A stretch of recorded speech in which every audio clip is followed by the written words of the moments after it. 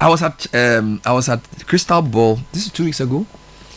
Yeah. Crystal Ball is Godfred, it's a very interesting conference, and I like attending for a reason. So it's one of the few truly Pan-African events. So you usually have people from at least 15 countries. So usually you have Nigeria will be there, Kenya definitely, Namibia, a lot of East Africa, some West Africa will come, and some from outside the African continent, organized by AB and David.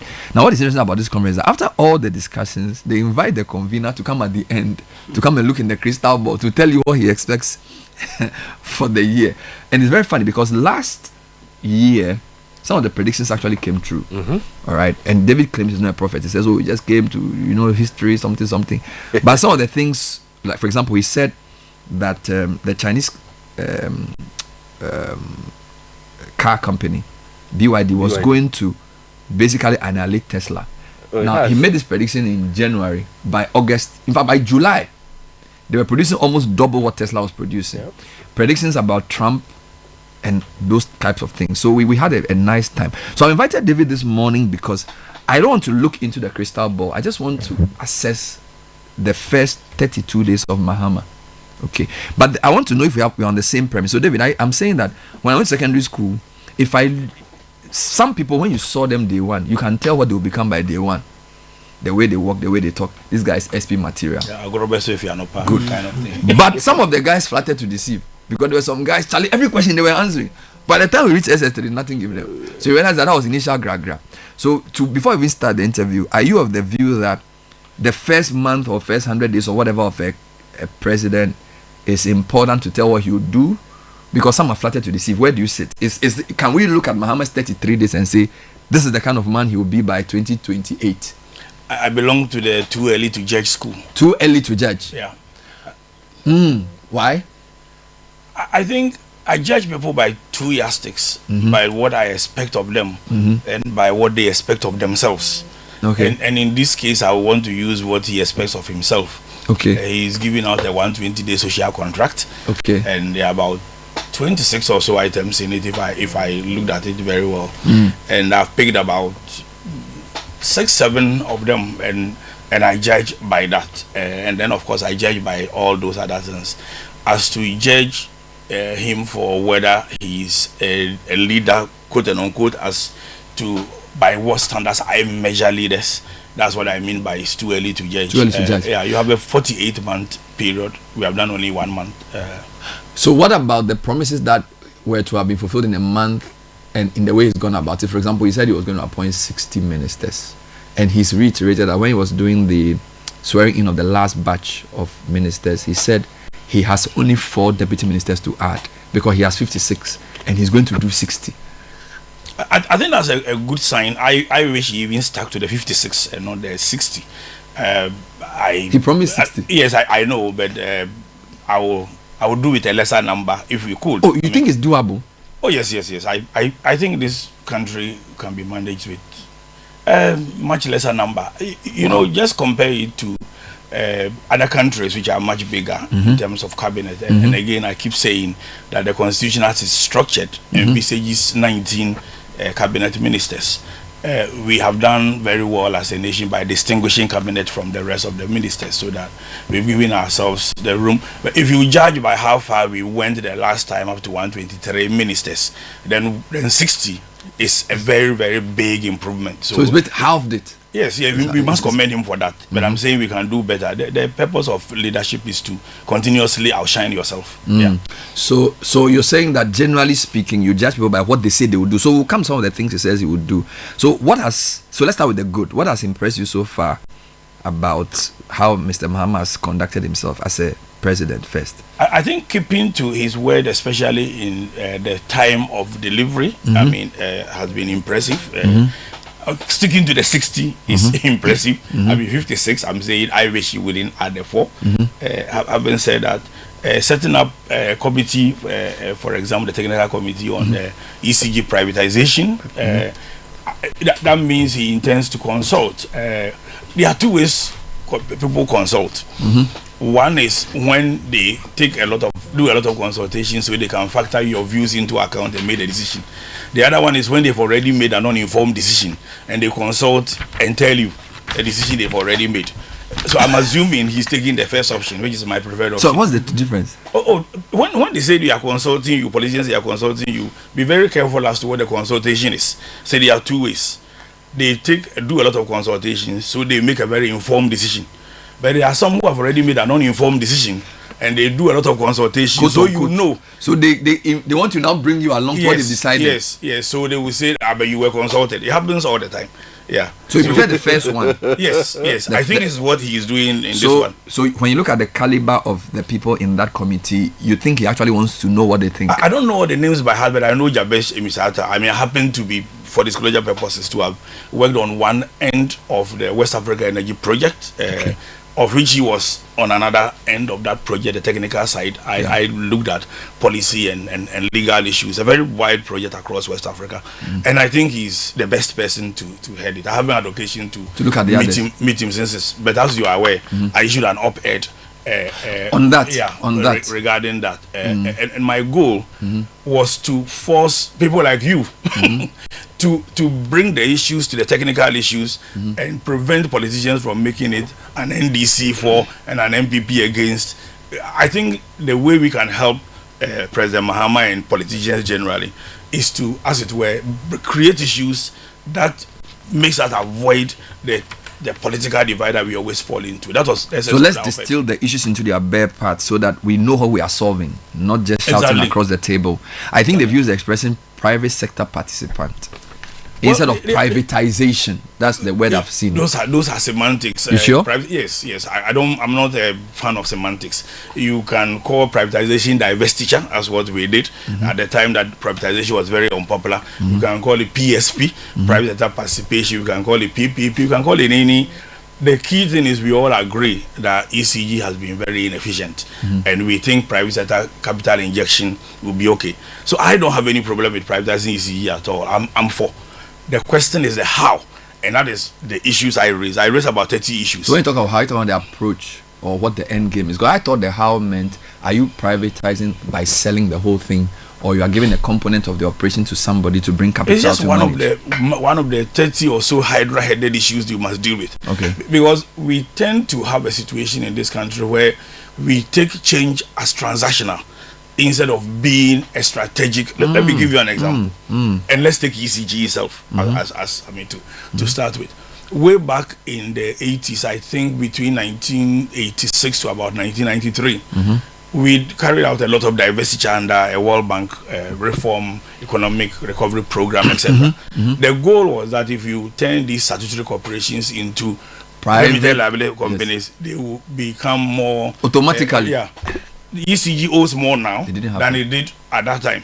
Now, let's even go beyond ECG to go to the VRAs of this world. And the records are there, you can check. In the 70s all through the early 80s, VRA was so well managed that when government of Ghana borrowed money, VRA was the recourse, not the other way around. Yes, wow. It was the best managed hydro project in the world, next to one in California. Today, it's the other way around. Now, what makes these things happen? I once tweeted, as you know, I love tweeting, that a country where enterprises fail both within government hands and in private hands need to examine its mindsets. That's the problem. It's much deeper than whether it's private or public. Deeper than whether we call it PSP or. So we do these things without a strategy. We lack strategy all the time, and if you don't have strategy, you are part of somebody else's strategy. So without a strategy as to how we achieve each of these things, we will go into it. And let me give you one political example, which is one of the issues I raised in that paper. We have always done the situation where we allow utility companies to increase tariff. Then when they get to the point we realize that the tariff is making us unpopular, then we say we have absorbed the tariff. Every government has absorbed tariff one way or the other. What it simply means, they are passing it on to Bernard. That's exactly what it means. Then the masses that they absorbed it from are, as it were, the burden is taken off them. But by that time, the government has become unpopular already. The question I raise is that what strategy do they go into this? Are they protecting lifeline consumers as separate from the medium and the high end? And are you waiting to absorb it? And if you're absorbing it, is it not adding to public sector debt? Where now your energy sector debt becomes yes, more. Exactly. So it's like a self. You can achieve your political goal as well as your technical goal, as well as your economic goal, if you balance all the forces and you recognize these things. The challenge we have is very deep. We underestimate the problem and we overestimate our capacity. So by the time we are confronted with a problem we did not anticipate, then we take knee-jerk reactions like, I have absorbed it. Or the last time we gave 3 months of free water and free electricity to you and I, and things like that, and we come back to pay. All right, so in terms of some of that, you said the committee is encouraging, and so you are hopeful that the Jabesh team will do a good job. That is if the committee is taking the first approach. Instead of the second approach. Yes. All right. What other committees, since you're on the matter of committees, there have been about 3 committees. So there's the gold board. The gold board. That's interesting to me. I mean, a very large committee. I do not understand the size, but it's interesting to me. And it's interesting to me not because of the committee, but because of the concept of the gold board. Okay. Just remember that we have come from the gold for oil issue to now creating a gold board. My understanding of a gold board simplicity is that it will be, quote unquote, a cocoa board of a kind. Yeah. It's interesting because in a world where you have the BRICS trying to change reliance on the dollar, where the dollar has dropped in terms of reserve currency from 79 to about 40% now, where you have local currencies being used as currency basis for international trade. If you create a gold board that begins to think about how that backs the transactions we do, you may be intervening in our FX challenges very well. But of course, we are yet to see. The devil is in the details. Yes, the number is very large, which is also what confused me. I don't know whether that's. I think about 30 people. Yeah. Maybe they are coming from different expertise, but I think that's for me a good sign. But is there any paper on the gold board that is public to be read yet? Not that I have seen, but I'm a strong advocate for creating quasi-sovereign wealth funds of different types. In the mineral sector, we do have the mineral income fund already, and therefore I believe there will be a relationship between the gold board, whatever they do, and MIF and all that. But let's just imagine if we had the sovereign wealth fund created around cocoa, which has not been talked about yet. I don't know what Dr. Randy Abe is going to do. I mean, but these are things that could have absorbed the government with a lot of the so-called external shocks that.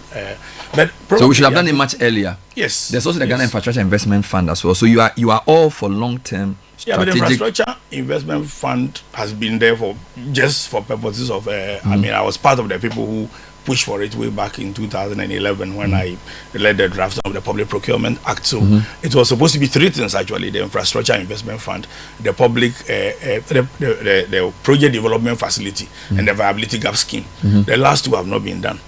I think I can't leave this without talking about Tekpe, quote unquote, as a person. I think he's somebody who, in my view, looks at things from a more technical point of view than a political point of view. He created this Infrastructure Investment Fund or implemented it. There was also the Sinking Fund. So with he sitting at the economy table at the presidency, probably some of these ideas that can gain more traction, and he'll be shielded from being a minister with all the problems of having to solve. So he can then. So the technical that's an interesting one. What about the idea of there are 2 things they wanted to do: an economic forum where there has a committee chaired by Ismail Yamson. I think there's also KY Amwako there and a few other people. Yeah, interesting committee. I don't know when the economic forum will be held. I'm hoping that the committee will come up with a guideline very soon. What I'm more interested in is something I have not seen. What is the mindset by which we are approaching an economic recovery? That's, I think Mahama faces a very critical test. And that's a critical test I've not heard anybody talk about. Give me a couple of minutes to explain that. He's a bit like Trump, quote and unquote, not in terms of imposing tariffs, etc., but in terms of his return. When a leader who left power returns, he faces a danger. The danger is a choice between whether to focus on a new vision and pull the people along, or to return to the old. to try and finish what he said he started. Not necessarily. Remember, a leader gets into power by being pushed by those who support him. And in support, you have the base, those who are sympathetic for transactional purposes, those who were indifferent, many types of, you have those who in a very polarized political environment like we have, will constantly say, this is what we were doing and this is what MPP did and let's reverse to what we were doing. It may not necessarily be good or bad, but you should not take decisions just because you want to show that what NDC did was necessarily better than what MPP did. The decision so it should be devoid of emotion. The decision should be based on whether it achieves your new vision. So there is that struggle between moving forward and going back to the previous. It's not, in my view, in his mind. It is in the fight between, let me call it, the masses or the mob of the party and those who may be leading the party. What I have not seen yet is what I would call the theoretician of the party. A person who, as it were, anchors everything that they want to do in one central place. In that case, it doesn't matter what you want to do. Now, I gave this basis in order to comment on the economic forum. If the economic forum is based on very traditional neoliberal approach to economy, then it doesn't matter what we do. It won't take the fundamentals will still be there. It doesn't mean we must move away from neoliberalism. No. It means we must be very pragmatic as to what is good for Ghana in the context of everything that's happening around the world. So I've not been able to delve into the theory and philosophical thinking of the people who are in the committee. So again, it's early days yet. Let's look at what they will do. That's a very interesting point, actually, because in a sense, you want to know what philosophy underpins the economic recovery. Exactly. And at this point, it's not clear. It's not clear. At this point, it's not clear. I hear of reset, which is fine, but exactly how are we going about it? It's very easy to fall for the importance of slogans without going into the details, and that is why for a president you always need somebody around him who draws attention to the deep theories behind this. And it doesn't mean you must be theoretical. Let me give you an example. In 2021, one of the things that was said over and over in the budget was building back better. I don't know whether it's with you or one of the stations some of us like talking a lot. I asked exactly what were we building back better.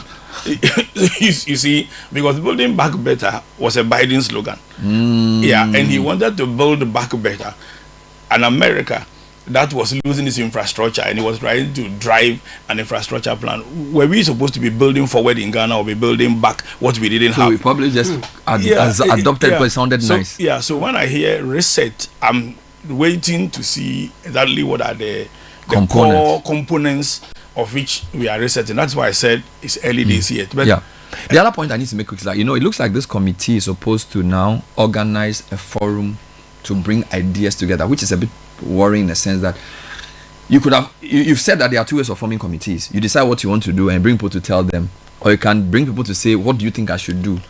And I think this committee is like the first one, because it looks like they are saying, let's have a roadmap to bring different, because don't forget, in opposition, before the IMF program, Mahama said to Akufo-Addo to organize a national economic forum. He did one himself. Exactly. With PV being good. So it appears he's trying to bring everybody together to the table. But I'm asking, is it not too late for that? I think it's a good thing. To start. Like I said, again, timing is everything, which is why I worry about strategy.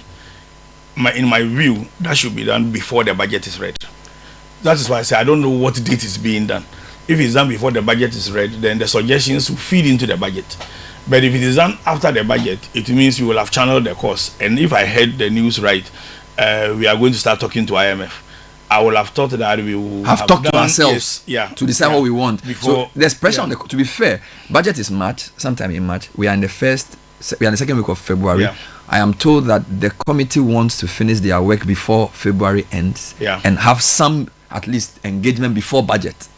So it means a very compressed time. But what will go into the budget will then be maybe the committee's views. Again, I don't have the program. No, they are going to have a meet. They are going to do the consultation. Do a forum. So the consultation will feed into the budget. That's what they are saying.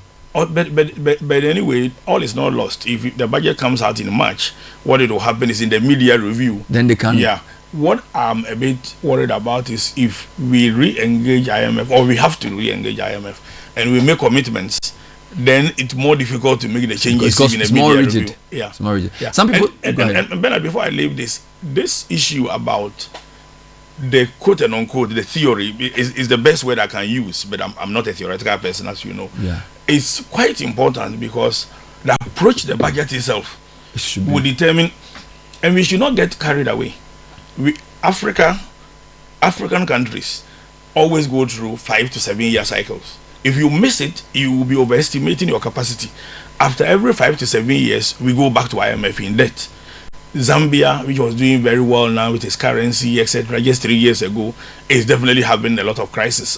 Hichilema is getting, very, very unpopular on the ground. It's similar to what happened in Ghana in the last election. So you must watch that cycle, and you must decide, how do we take the decisions that does not push us back to that very cycle that we always get. What are the fundamental changes we need to make? Those are the things. But David, the problem is the kind of things you need to do may not bear fruit in an election cycle. And the problem with our politics is that you are right. Every 3 or 4. But you can achieve both. I think that's the problem, and I can convince any politician can achieve both. Okay. You can achieve electoral success and still achieve fundamental changes. It is when you make a decision, or you have a mindset which tells you cannot achieve both, then you focus on only one. Then you have to be at that whatever event they are doing. Because I was going to suggest that one of the reasons we do this back and forth is because the main basis of our economic revenues are tied to commodities, which are quite cyclical in their movements. So whether it's gold or oil, 1 or 2 decisions in Washington or Europe or Beijing can affect. I agree. And so the nature of gold, the nature of cocoa, the nature of even oil means that your economy itself is yo-yoing. No, but that's if you depend on it as the main anchor. But that is if you think that is the only way you continue living, and in that way, that case you don't have to worry. Mm-hmm. We like quoting Singapore and the Malaysias of this world and all the rest. Singapore didn't have commodities. Malaysia had commodities. Mm-hmm. Both of them have, in different ways, managed to change the economies. Mm-hmm. So the question is, how do we? And again, if you have time, we can go into it. Why should we be depending only on commodities, and why should the decision in Washington change our cycle? And what timing are we in? Trump has just imposed a 25% on aluminium, and he is targeting Canada in that. But we export alumina, so definitely that's going to affect us in one way or the other. Yeah. So in the midst of all this, how do we, for example, use the aluminium industry as a multiplier effect by value addition locally? And we already have the law. Mm-hmm. So if you want to move away from that, then you will realize that privatization of electricity, for example, will have an effect on your ability to do downstream aluminium production and have a multiplier effect on the economy. And I've said over and over, studies show that that's $1 trillion economy waiting in a 50-year life cycle. But now let me give you one more thing that we haven't talked about: the 24-hour economy. Now, there are those who ridicule it. There are those who praise it. Again, the devil is in the details. The point is this country has a huge productivity issue. Yeah. You are an entrepreneur, I don't need to tell you that. Now, in my view, the 24-hour economy is a productivity strategy. Yes. It is how they structure it to drive productivity. Correct. If you don't use that to galvanize productivity across, and you cannot galvanize productivity without stimulating demand. Correct. Demand is consciously stimulated. Correct. And I like giving basic examples. By the way, you held this interview at the wrong time. You should have been holding it at back to the village where after I have tasted. You drink some pito to suit your throat. Forgive me. On my way here, I heard you talking about all that kind of. You are stimulating demand for local food. 100%. And I can tell you some of these things we can do on a national scale. If you stimulate demand and you match it with a 24-hour economy, then you are increasing supply and you are increasing productivity. That is what you do in a country that has got a low productivity. Otherwise, all you go to these IMF things, you come with those technical ways, and I try to shy away from them. It doesn't change much. Debt to GDP ratio, tax to GDP ratio, and the famous one, fiscal consolidation.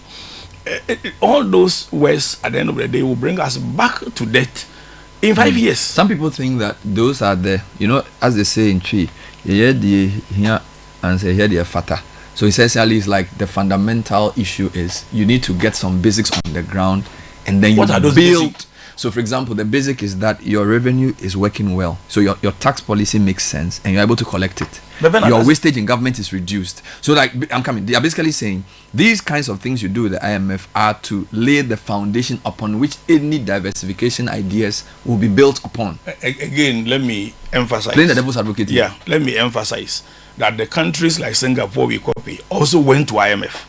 But after 20 years of IMF, they moved away, right? Correct. We have been going to IMF since we rejected the 66 one. Yes. After that, we've gone 18 times, yes. right? Yes. Now, a country that goes to IMF for all the 67 or so years has a problem. We actually have a problem.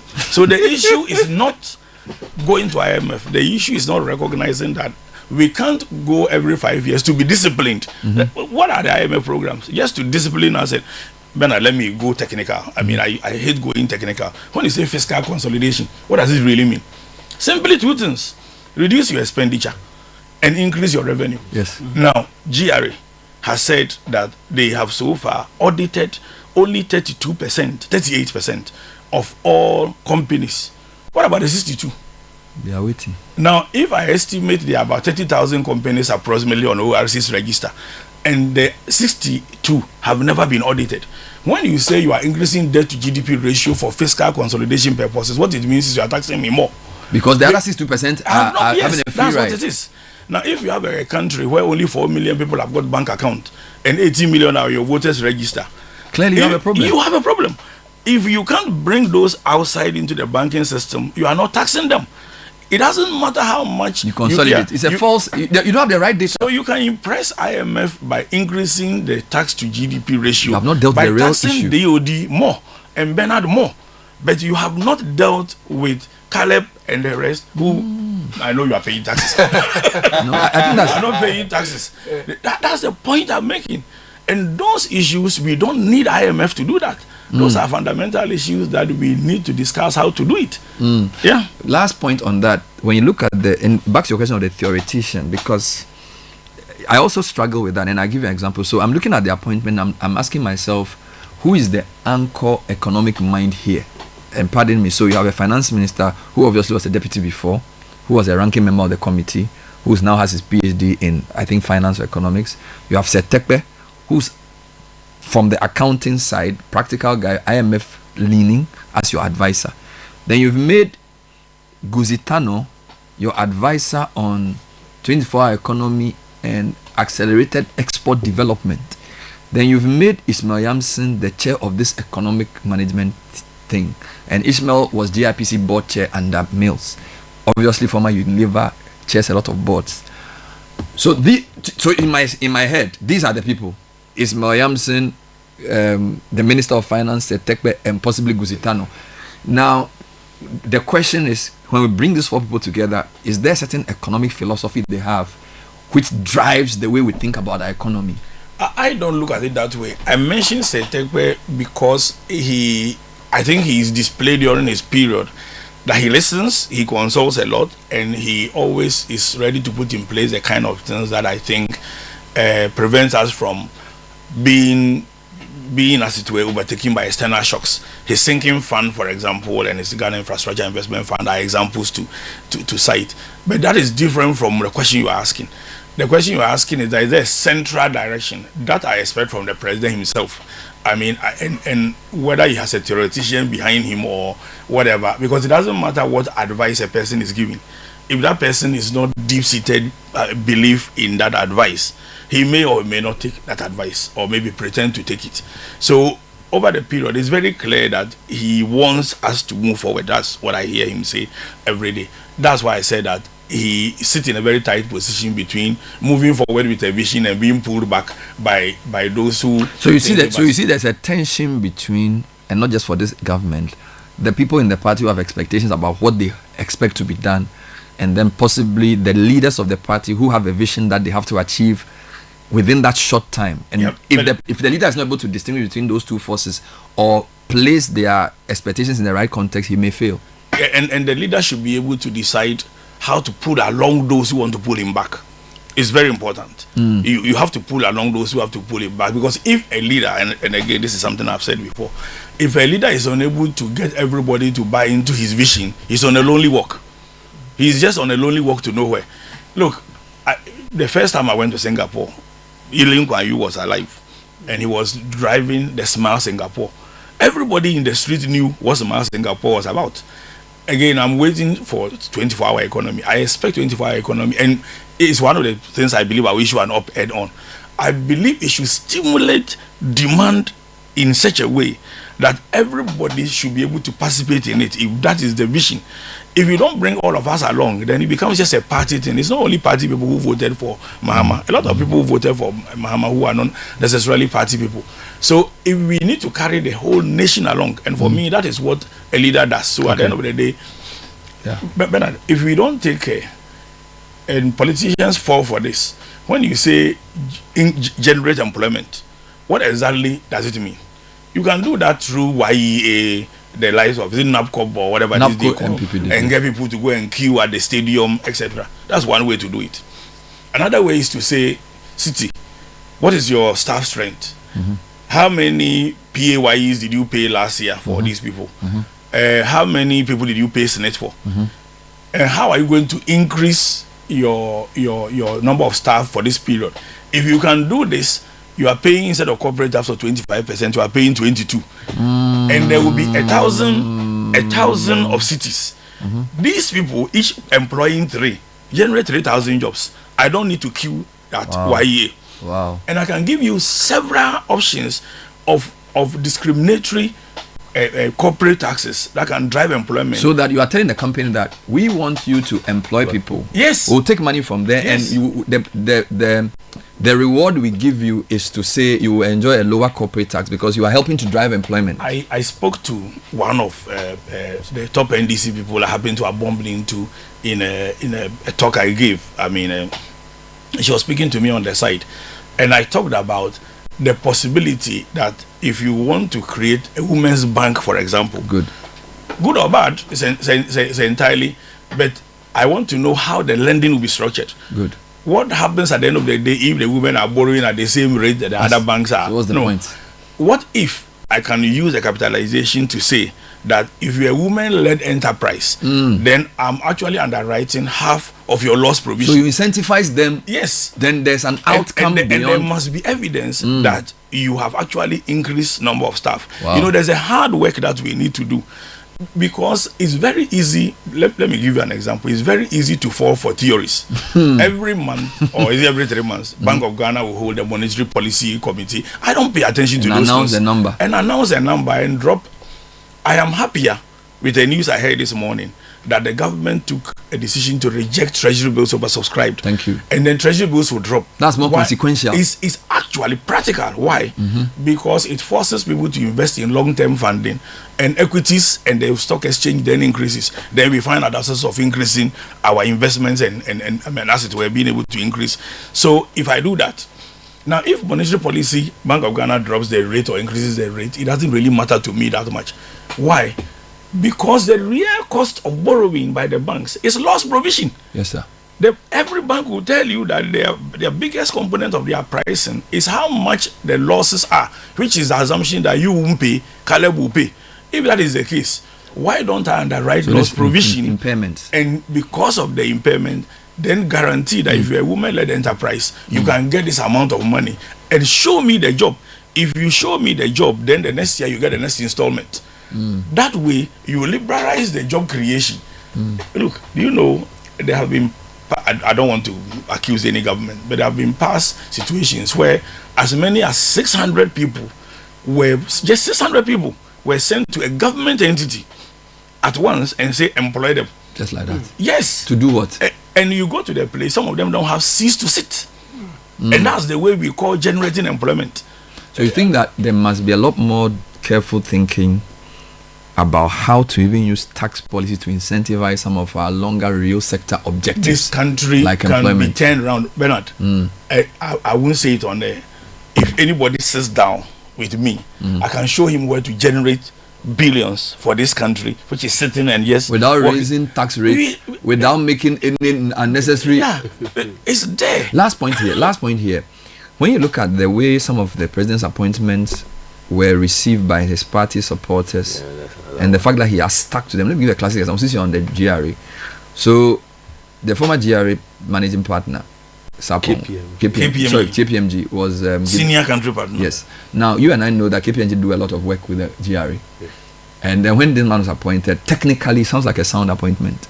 Politically, there was a lot of. In fact, people were even demonstrating there. Somehow they weathered that storm. What does that say about the determination of the man? Of course, we are told that the guy is a supporter of the party.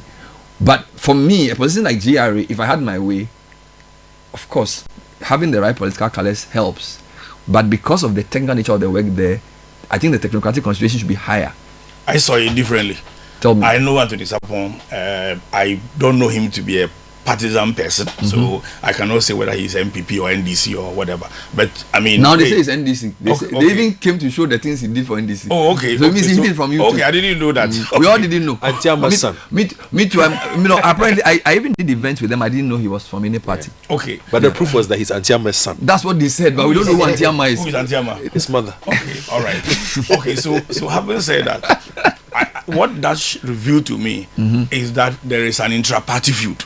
There's absolutely no way. It's very clear. I think some of us, we've been around for a very long time. This is not possible for a president to make an appointment to have party foot soldiers demonstrate over and over again, try to block somebody inside the party powerful enough was not to mobilize the people of that. So it's a situation of somebody has the authority to make an appointment, and that person controls the mob. That's how I see it. That's actually a very powerful way of seeing it. So it's beyond ordinary foot soldiers saying they don't know him, because they had to have been mobilized. But do the foot soldiers know everybody he's appointed? Why that particular appointment? Clearly somebody in the party. So I think the intra-party but this goes back to the point you made about leaders need to rally the people, but also align his vision. Yeah. So it's a classic example. And satisfy the base at the same time. It's not an easy thing to do. So in this case, he's done the right thing by sticking to the guy. Again, having seen the guy's policy, I'm very. Yes. No, but of course you know him from the past. Oh, I mean, he's a very competent person. Yeah. I know Anthony Sapon very well. Very competent person. So I'm assuming on the basis of that competence. But you see, Bernard, it's not as easy as that. A former minister in a very sensitive, well, let me mention a former finance minister. In your previous government, I won't tell you which of the two. I had occasion to ask a question to him at a dinner. Do you understand the public sector very well? The answer I got, I didn't quite like it. You see, being good in KPMG is not the same as understanding the public sector. And I'll give you an example. When you take power, and somebody says, for example, I want to cap statutory expenditure. It sounds like a good policy. It could be people who actually want to be the one who write the checks, because writing the checks give them enough power. So it's capping statutory policy may sound good, like it brings money to the center. But deep thinking about it will tell you that you don't need money at the center. Every budget check you are writing to pay is actually liability you are holding. You are better off letting the liability go. That is the reason. So bringing it to the center increases the burden on the center. It increases the burden. In fact, allowing the airport taxes to go was how Terminal 3 was funded, I think, under NDC's previous regime. But when you cap statutory expenditure, then it means you are responsible for the debt recourse. So if you don't understand the public sector and the psyche, and you can't change the public sector, it is possible that the public sector can even undermine you. So his challenge is to understand where he's going. No, what I'm saying is that he is competent, he is good in his field from where he's coming from. I think his two challenges are: one, to broaden the base of the taxes so that more people are paying. The other one is also to find new sources and make sure that we can increase the revenue. Okay. What I want him to avoid is to be increasing revenue based on targets set by IMF. Okay. I do not understand how we plan our whole life around what IMF says. Around what IMF is saying. as a nation, we should know the targets. And those targets should also include reducing government expenditure.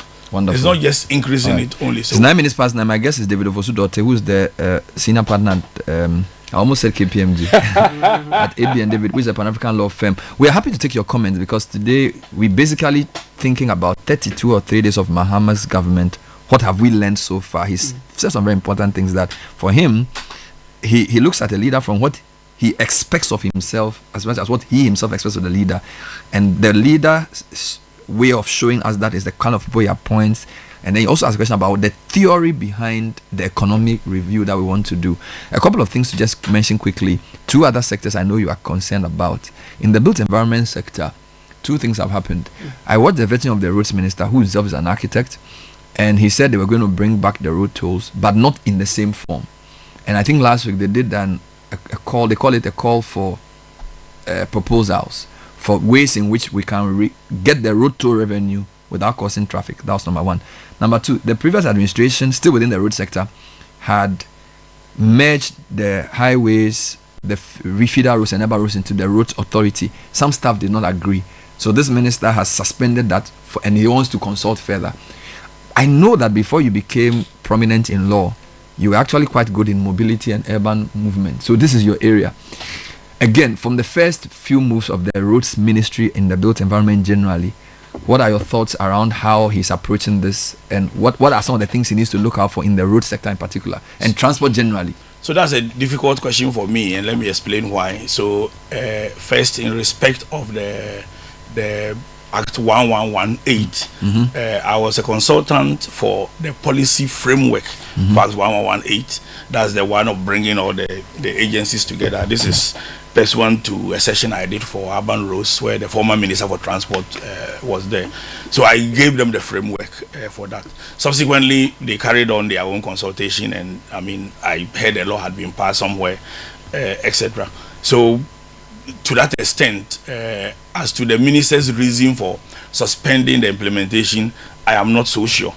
As to whether personally I think consolidating the ministry or the agencies is a good thing, things are not necessarily good or bad. It depends on the intention of doing it and how you do it. I am very focused on how we can deliver road projects without recourse to public sector debt. And by the way, I had occasion to be at a session where the minister was just last Thursday. This new minister? Yes, this new minister. Thursday, I was in a session where he was, and he himself mentioned that the government needs to deliver things without based on the public sector debt. And I think there are a lot of ideas that a lot of us can push for it to be done. And some of these things are known. So that is one. Secondly, the question of toll, I heard him made that statement a couple of times. There's even a news report on it. Again, the devil is a bit in the detail. It's a very good idea. But Bernard, I think you are one of the people who has caused that problem. Me? What have I done? Yes, let me explain.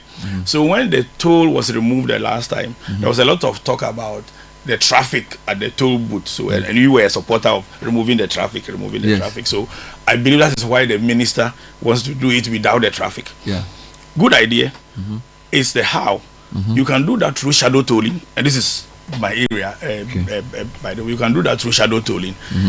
The challenge with shadow tolling is that if you are doing that, then those vehicles which are not resident in Ghana, you have to find a different way of letting them pay.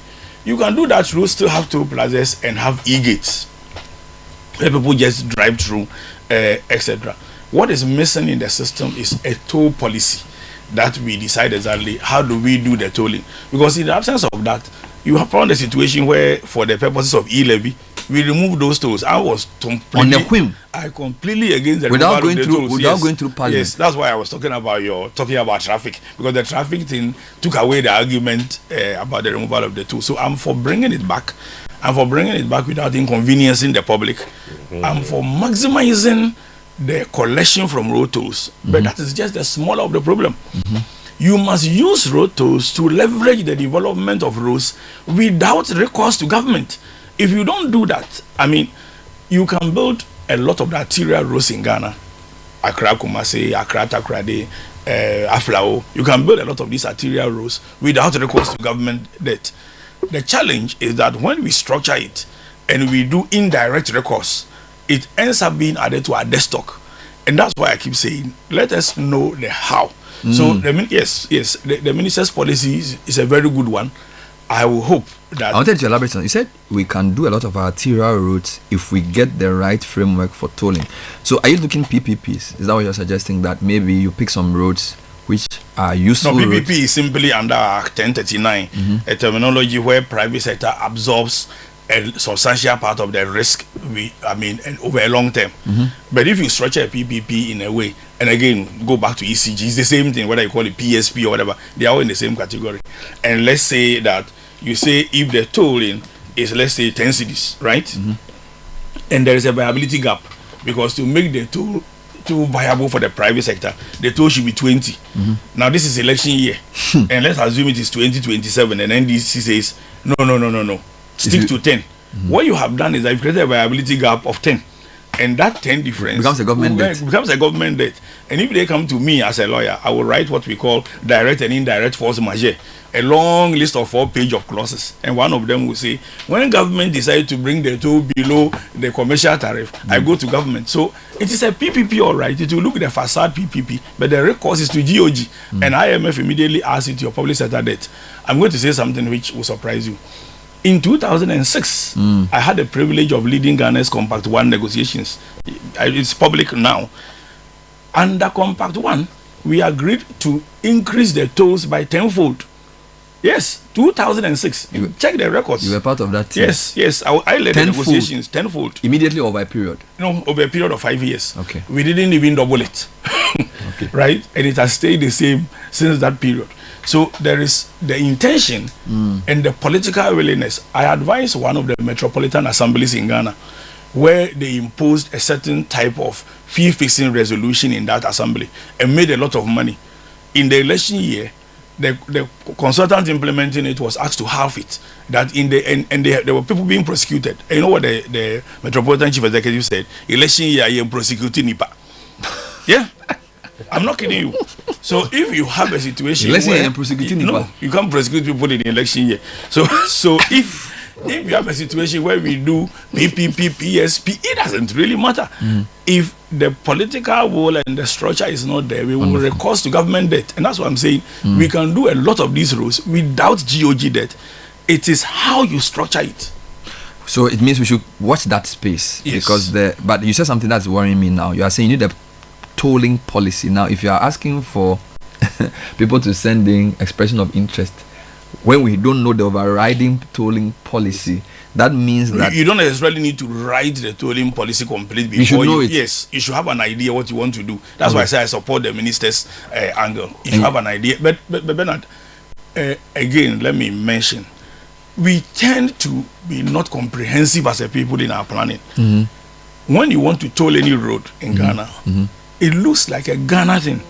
Remember, there's Abidjan-Lagos corridor, which is driving the new traffic in West Africa. And if you look at the trajectory of that road, a large part of it veers off some of the places where a large part of the toll will be. That's one example. 2, you may be surprised that whilst government wants to toll and increase money, somebody will come up with a beautiful idea that, for example, I want to do a sky train, and maybe they want to take let's say a train from Medina to. If you do that, that means that you are moving the masses onto the train. I'm not saying good or bad. It means you are going to lose road. So you need to think about all things. You need to think about all these things, and having looked at this comprehensively, you now say, oh, okay, this is the tool. There will be no gap, or there will be a gap, etc. And this is how we do it. So just to defend myself, since you blame me for the traffic argument, give me 2 minutes. So a lot of times we look at things from a revenue perspective. That government needs money. My argument is that productivity. If people don't work, government can't make money. I agree. Now, if a lot of your working class live in Kaswa and they spend 3 hours to get to town to work, they are demotivated, they are not happy, they will be unproductive. So no matter how much you get from that toll, when they get to work, their inefficiency also goes to revenue. So I'm also saying, I'm like you, I'm also saying that don't look at it just from the angle of saying, oh, we have to raise money. Don't inconvenience people to a point where, because don't forget, the point is not roads, the point is mobility. What you're actually looking for is not to build a road. You want people to be able to move from one place to another and work. Bernard, give me a minute to explain something to you. So at least you agree with me. Yeah, I agree with you. More than agree. Good. But let me explain. And this is the challenge with our thinking. Way back, I led what is called the mobility needs of the urban poor study for the World Bank. You see, it was a very comprehensive study. I built a database on that, and in that I can tell you where all the poor people work. Thank you. Where they go to, what we call origin and destination studies, etc., etc. Comprehensive database, and match it to income. So I can tell you the transport component of a person's expenditure. This goes into the CPI and all that. Nobody did anything with that data, even though we borrowed money from the World Bank, which we are still paying. Now, one of the things that you do with that is to increase mass transport options, and two, to use non-motorized travel. Now, as I told you to give me a minute, pursuant to that study, the World Bank financed a 50-kilometer bicycle path around Accra. I'm sure you don't know that there is a 50-kilometer bicycle path around Accra. News to me. Yes, it is.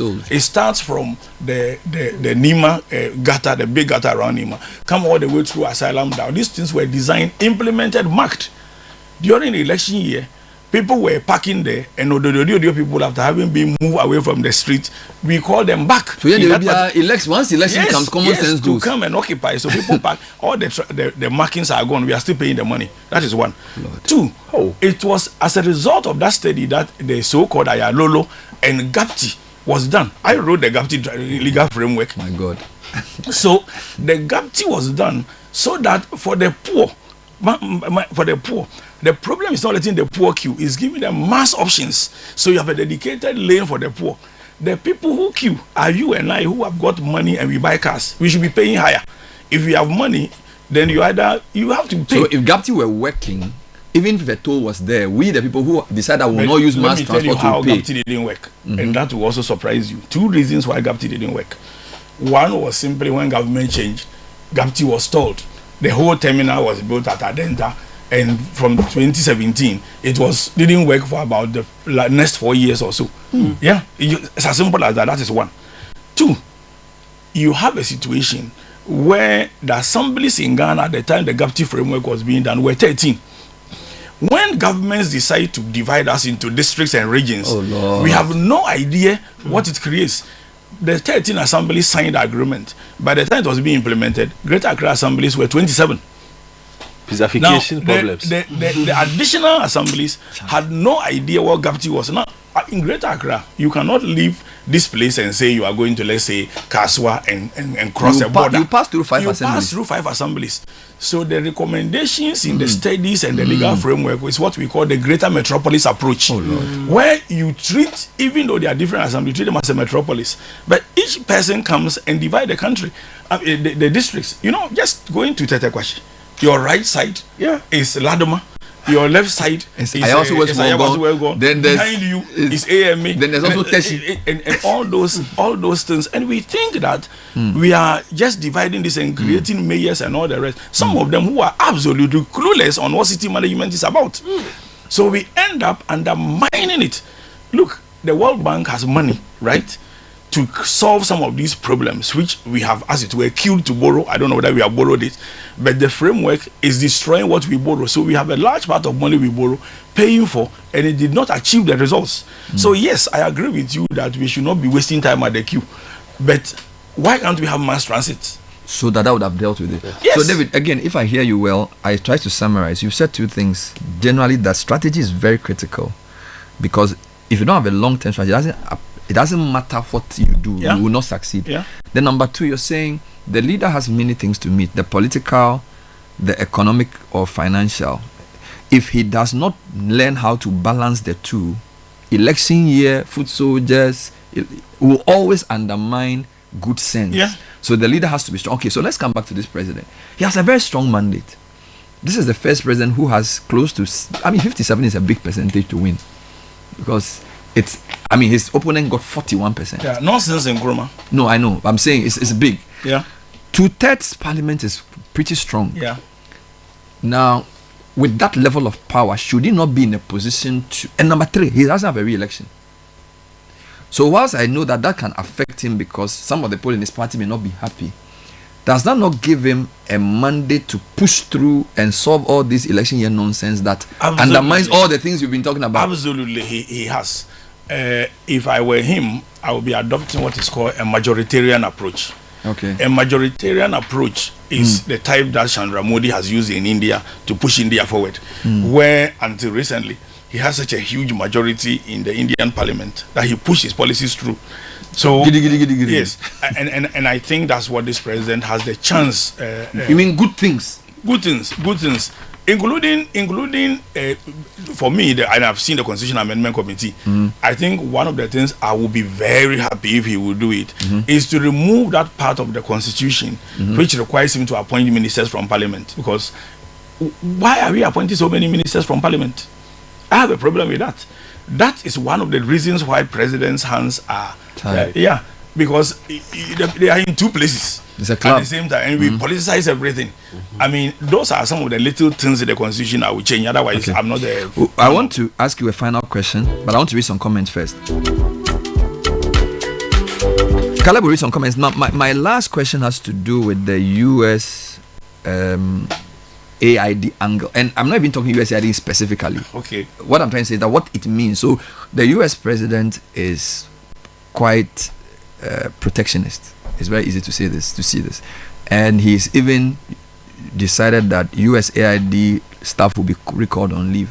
Now, from the consumer side, that agency is one of the agencies that does a lot of work in health, in education, in agribusiness. So a lot of people in the short term are worried about the effect of this. But typical David, I know you can see some positive even in that. So what I want you to deal with is, with the kind of way Trump is going, what opportunity does it present to John Mahama geopolitically to reset Ghana? And number two, the USAID possible closure. What opportunity does it give us to say, well, let's build capacity? I know it will cause a disruption temporarily. So give me some thoughts on that. Let me deal with the worrying part first, because I'm very worried about it for our health sector only, in particular. I mean, the aid and all those things is the health sector. In our health sector, USAID is so intertwined, very deeply intertwined, that we may have challenges with maybe supporting some payment for medication in some places. I'm sure you remember some years ago there were challenges about whether we had vaccines for the childhood killer diseases and even all those. Now people in the north say the supply chain may be disrupted because of this. So you're correct. But that tells me what we have done to ourselves. How do you have a nation whose health sector is so completely or largely reliant on aid or support from another country? Critical health.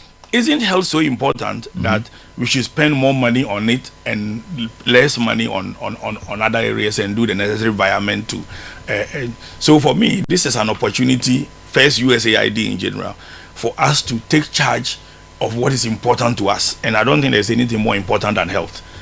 Secondly, I think Trump is giving us a second opportunity. We missed the first opportunity. So it's an opportunity. Trump is a big opportunity. It's not a threat, it's an opportunity. Not at all. The man doesn't care so much about Africa. He didn't invite Africa to even his inauguration. So where you have a situation where the person doesn't care, it is a chance for our leaders to realize that a day will come when somebody wouldn't care. I mean, the only time he's talking about Africa is when you have the. By the way, remember I predicted Trump's return, so it's not about not liking him. It's a reality. I know. You don't care about us. Now about South Africa, he is talking about stopping their aid because of what do you call it? Because of some land issue. I mean, completely misinformed. And when you look at the amount of money that is taken away, it's about 613 million. Somebody said he is sure one African head of state can give them that money. So I think Africa has another opportunity with Trump. There are two things we can do, and Ghana should be one of them. One is to realize the things we need to do for ourselves. Two, more important, I see Trump as a deal maker. I think Ghana can pull 2 or 3 African countries together on things that come to our advantage and tell him that we want to have a meeting, want to have a deal. He will be happy to. I made a deal and I gave them. And there are a lot of things I can point out. Actually, the Japanese Prime Minister did exactly this because before he went, he was very weak in his country, and there was a whole conversation about this steel. he actually went, and Trump felt he's won, but the Japanese got a lot from him. Yeah. Just by going, shaking hands, and he wants to be seen to make a deal. But we can't do that without doing it with other African nations. I can't go into the detail, but there are major significant strategies that this government can do if they take the deal approach, and it will change the dynamics of this country. Let's stay with Africa briefly. You know, Nigeria wants to join BRICS, and they are already a BRICS partner. Yes, I mean full membership. Yeah. I mean, the current president has appointed somebody to the Sahel 3, and we are told now by the Minister of Foreign Affairs that he wants to bring them back into ECOWAS. So I sense this president still sees ECOWAS as the main playing field. Now my worry is that in ECOWAS, Nigeria is a big player, and by they now courting BRICS, they're probably charting their own path. Number two, the Francophone countries and France have sort of divorced in a way, so there's a lot of chaos there. So where should Ghana be looking? Is it Kenya? Is it South Africa? Who are our key strategic partners in Africa now? There are three things that we need to look at in analyzing this. One is the geostrategy. Now, I think Nigeria or ECOWAS made a mistake by appointing Tinubu as chair of ECOWAS a month after he took office as president. I think that was a mistake. Too early. It was too early. And that his statement that led to the Sahel, three countries pulling out eventually, his statement about invading them and all those things, I think that was an error, which we are still paying for. However, the other thing we need to look at is what has been the result of that. The result of that is that Sahel coming together, and we can't do without them. For Ghana in particular, which takes me to my second point. Ghana, because we are a route to the landlocked countries, and that's a major market, it affects how much cargo that goes through our port in Tema. It affects how much investments we attract in the so-called growth corridors.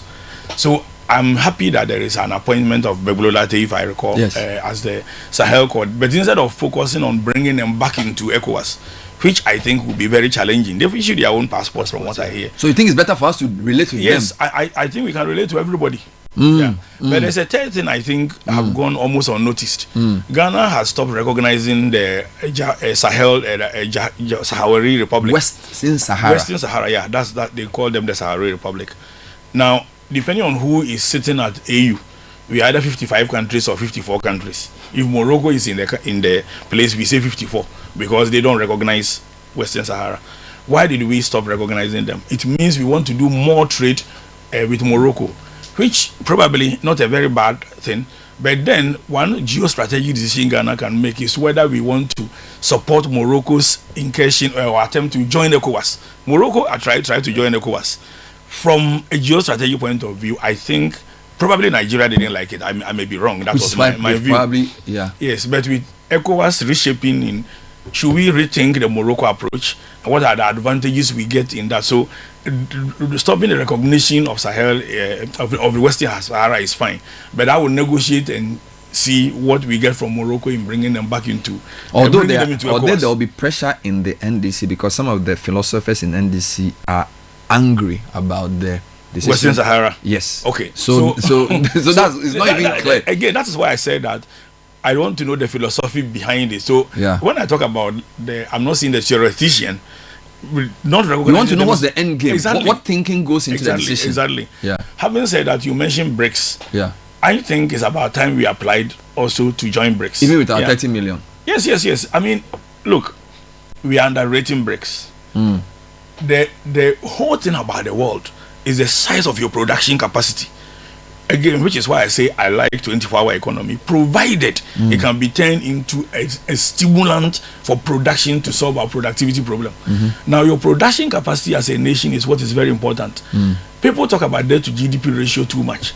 It is not about how much percentage, it's about how much you can produce. Yeah. Right? Now, if you take the BRICS countries together, currently they are producing about 35% of the entire global output. Brazil, Russia, India, China, South Africa. That's significant. So if you have other countries sliding up, the lineup is now to about 21.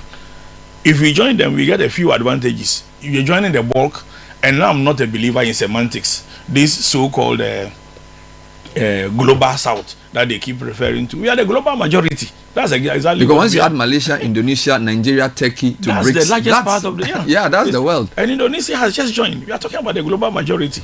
So why are we staying out? We should be applying, but it doesn't prevent us from continuing our relationship with the West. It doesn't.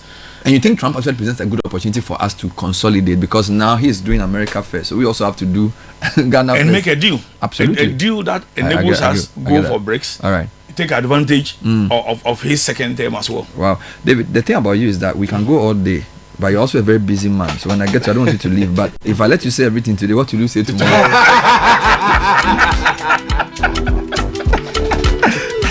I'm sure you didn't intend any pun. None at all. Now, I will let David go. But the thing with David is he tweets quite frequently. So follow him on Twitter. What's your Twitter handle? Odote. O-D-O-R-T. And these are random stimulating thoughts just to get you to think. Very. And then every now and again he speaks at programs. I know he'll probably be speaking at the Swedro conversations in a couple of weeks. So I will give you more, because a lot of people want to hear you more. It's funny, you talk a lot, but a lot of people may not know where to get you. So we are trying to get him to talk a bit more. And I wanted to ask you a bit about tourism, but I won't do that today because I know you have interest in so many sectors that people don't know. I'll just read a few comments for him before he goes, to let him know that people appreciate him this morning. Who is this guy? Tell me who this guy is. Wisdom and knowledge. He's a medicine man. He says we need to play this interview every 2 weeks. Who is this guy? It's always a pleasure listening to David. He's insightful and generous with his knowledge. I was at the Crystal Ball Africa event and it was very impactful. I wish it was done twice. If you pay for it, if your sponsor will do twice a year, you know.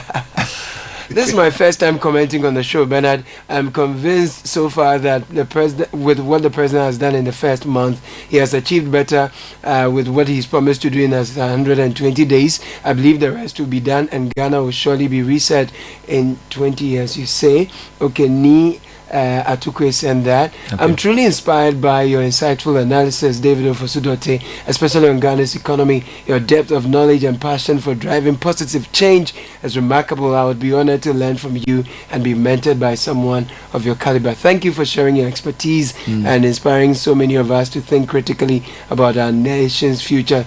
Do you have a mentorship program, Kukwano asks? You teach a lot. I do. Oh, you have a mentorship program now? Yes, I do. No, I've had it for a very long time. But how can you never told me? It's based purely on request. I do have. Yeah, you're a wicked man. No? I know. There's been pressure on me to make it formal. They went with the you have mentorship program and they take the thing high. Now you know. I know he teaches a lot and students enjoy him. So we'll try and see if we can bring David a bit more. So the next big public event will be the Swedru Conversations, which of course our MD is the global president of Swedru Secondary. And he managed to convince David to speak at that event, I think on the 19th. So Men's is a big man. So let's go on. So we'll hear David again. David, thank you for being on the show.